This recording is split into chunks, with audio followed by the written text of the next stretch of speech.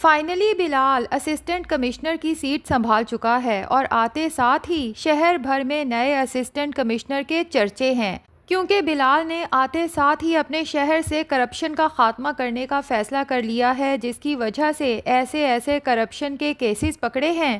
کہ جس تک کسی کی پہنچ بھی ممکن نہیں تھی۔ ہاں البتہ بلال جو کچھ بھی کر رہا ہے اپنے چہرے پہ نقاب اوڑھ کے کر رہا ہے، کیونکہ فی الحال وہ کسی پہ خود کو ایکسپوز کرنا نہیں چاہتا،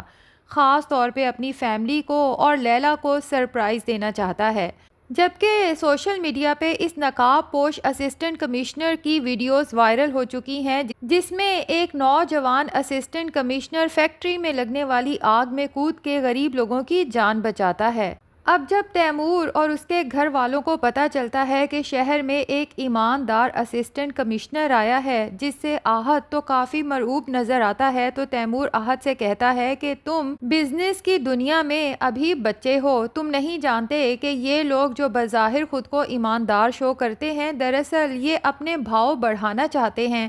ہر انسان کی قیمت ہوتی ہے، ہاں کچھ کی کم اور کچھ کی زیادہ۔ تو تیمور کا تو یہی خیال ہے کہ اس کی کرپشن پہ ہمیشہ پردہ پڑا رہے گا اور وہ اس نئے اسسٹنٹ کمشنر کو بھی بآسانی ذرا زیادہ پیسے دے کے خرید لے گا۔ اصل مزہ تو تب آئے گا جب اس تیمور، آہت، لیلا اور زارا کے ساتھ ساتھ باقی سب گھر والوں کو پتہ چلے گا کہ یہ نیا ایماندار اسسٹنٹ کمشنر کوئی اور نہیں بلکہ وہی بلال ہے جسے یہ گھر میں ملازموں کی طرح کام کرواتے تھے۔ دوسری طرف بلال جو لیلا کے ساتھ مخلص ہے، اپنے اور اس کے رشتے کو نبھانا چاہتا ہے اور یہ بھی چاہتا ہے کہ لیلا بلال کے ساتھ اس میاں بیوی کے رشتے پہ فخر محسوس کرے،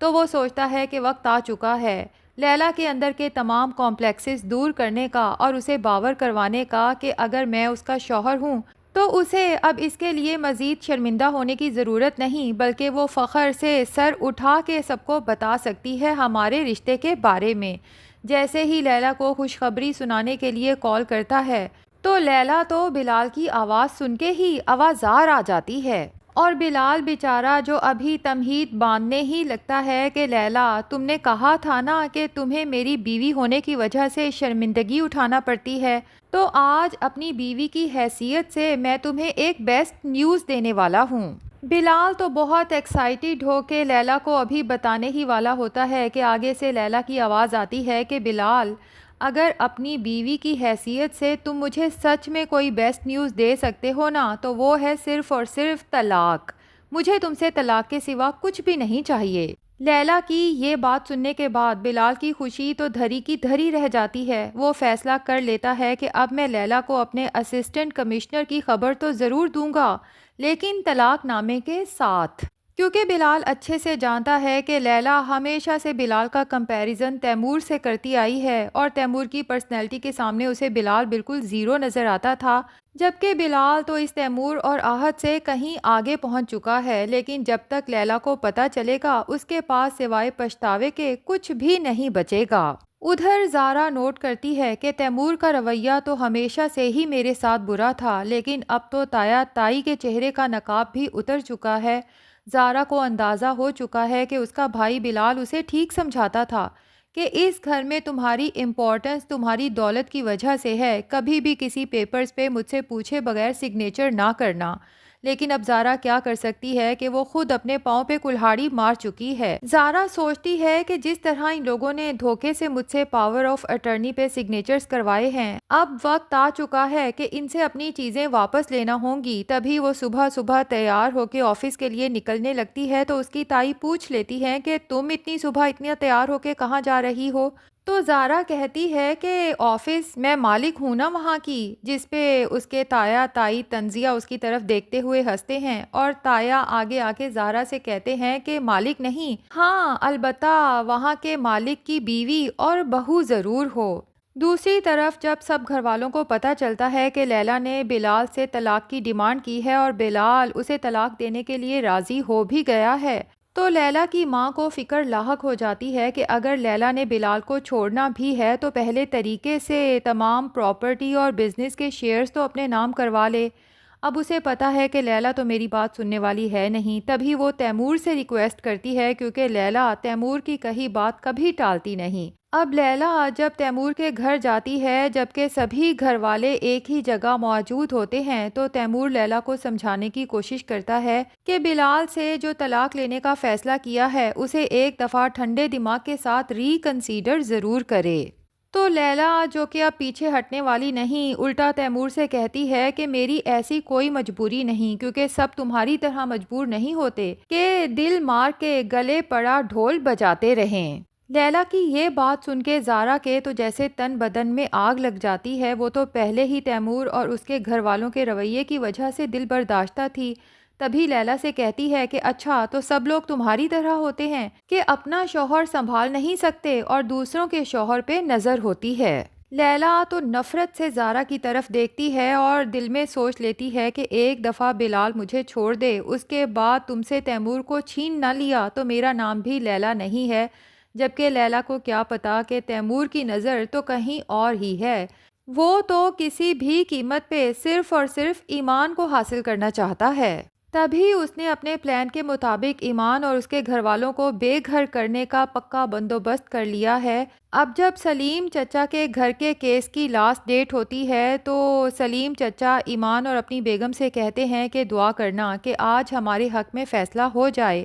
تاکہ یہ کرائے دار ہمارا گھر خالی کریں اور ان کے ساتھ ہی وہ گنڈا بھی اس گھر سے چلا جائے۔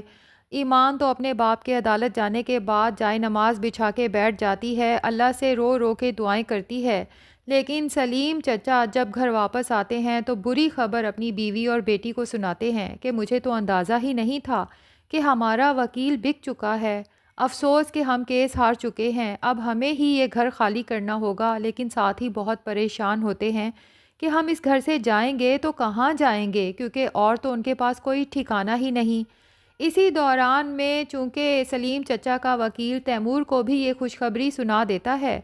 تو تیمور سلیم چچا کو اپنی پاور شو کرانے کے لیے فوراً کال کرتا ہے اور سلیم چچا کے زخموں پہ نمک چھڑکتے ہوئے کہتا ہے کہ میرا بندہ ٹھیک نگرانی کر رہا ہے نا، اور پتہ چلا کہ آپ لوگوں کو گھر خالی کرنا پڑ رہا ہے، لیکن فکر مند ہونے کی ضرورت نہیں، میں گاڑی اور ڈرائیور بھیج رہا ہوں، آپ لوگ اس کے ساتھ یہاں آ جائیں، میں آپ لوگوں کے رہنے کا کہیں اور بندوبست کر دوں گا۔ سلیم چچا کو تو پہلے ہی شک تھا کہ یہ سب تیمور کروا رہا ہے اور اب تو شک یقین میں بدل جاتا ہے، تبھی غصے میں تیمور سے کہتے ہیں کہ تم کچھ بھی کر لو، میں مرتا مر جاؤں گا لیکن کبھی تمہاری مدد نہیں لوں گا۔ یہ کہہ کے وہ تو فون آف کر دیتے ہیں، جبکہ تیمور جو چھت پہ بیٹھا بڑے مزے سے لکڑیاں جلا رہا ہے، آگ سیک رہا ہے، ایک جلتی ہوئی لکڑی ہاتھ میں پکڑ کے کہتا ہے کہ رسی جل گئی مگر بل نہیں گیا۔ لیکن تیمور نہیں جانتا کہ بل تو دراصل اس کے نکلنے والے ہیں،